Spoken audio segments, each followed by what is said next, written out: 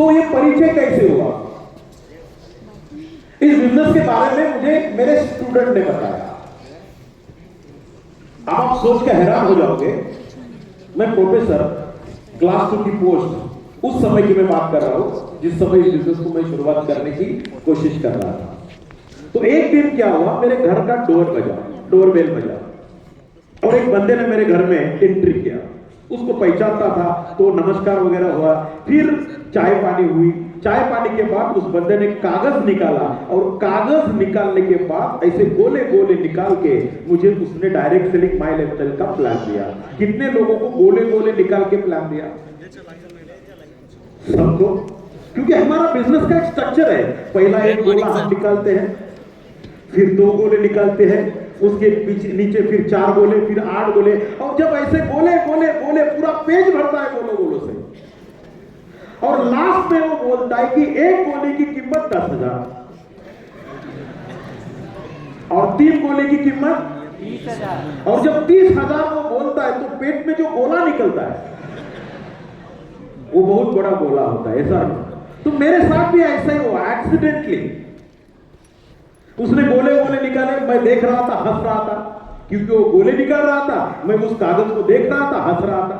और हंसते हंसते फिर गोले होने के बाद उसने बोला कि सर ये बिजनेस है और आपका जीवन बदल सकता है। तो मेरा स्टूडेंट था, तो मैंने एक तो गालियां दिया उसको। तो गाली देने के बाद वो थोड़ा सा नाराज होगा, लेकिन उसने बोला कि सर आप कितना भी गालियां दो, मेरे अपलाइन ने मुझे आज वार्निंग दिया है कि आज कुछ भी करके तुझे 30,000 रुपए लेके आना है। और सर मैं आपसे बात करता हूं कि जब तक आप 30,000 रुपए नहीं दोगे तब तक मैं आपके घर से उठने वाला नहीं। तो ऐसा हुआ मेरा ज्वाइनिंग। और जब दोस्तों मैंने उसको 30,000 रुपए दिए, 8 दिन के बाद उसने प्रोडक्ट लेके आया, प्रोडक्ट यूज किए, मेरे फैमिली में मेरे बीवी मेरे बच्चे, उसको प्रोडक्ट अच्छे लगे। और फिर मुझे ऐसा लगा कि ये बंदा बार बार फोन करता है। आपको भी आपके अपलाइन बार बार फोन करते होंगे ट्रेनिंग मीटिंग के लिए, तो तकलीफ होती होगी ना? आवाज नहीं आया, सच्ची बात करो, तकलीफ होती होगी ना? मन में ऐसा लगता है कि साला ये क्यों बार बार मुझे फोन कर रहा है।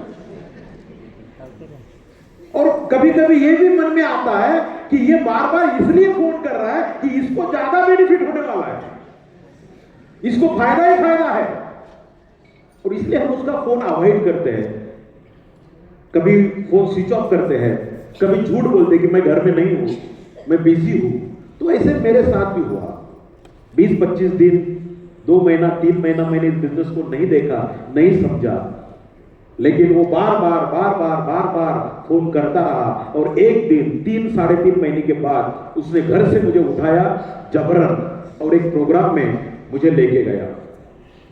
नांदेड़ महाराष्ट्र में एक बहुत बड़ा सिटी है, उस नांदेड़ में एक प्रोग्राम मैंने देखा। 2000 लोग बैठे हुए थे और 2000 लोगों के बीच एक इंसान को, एक शख्स को मैंने सुना।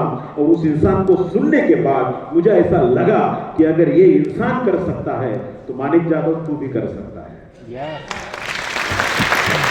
और जिसको सुनने के बाद मेरे दिमाग की ढक्कन पूरी निकल गई, क्योंकि उनका प्रोफेशन और मेरा प्रोफेशन एक ही था। वो भी टीचर थे, फर्क ये था कि वो प्राइमरी टीचर थे और मैं प्राइमरी टीचरों को पढ़ाने वाला टीचर था। लेकिन वो जब उनका स्टोरी बोल रहे थे, उनका एसेट बोल रहे थे, तो मैं थोड़ा सा कंपैरेटिवली सोच रहा था कि ये प्राइमरी टीचर, इनका एसेट ए और मैं प्राइमरी टीचरों का टीचर, मेरा एसेट ए। और तब मुझे एहसास हुआ, जिसे बोलते हैं आत्मचिंतन, आत्म परीक्षण। मैंने मेरे को सवाल पूछा, सारी जिंदगी तू अगर यही जॉब करता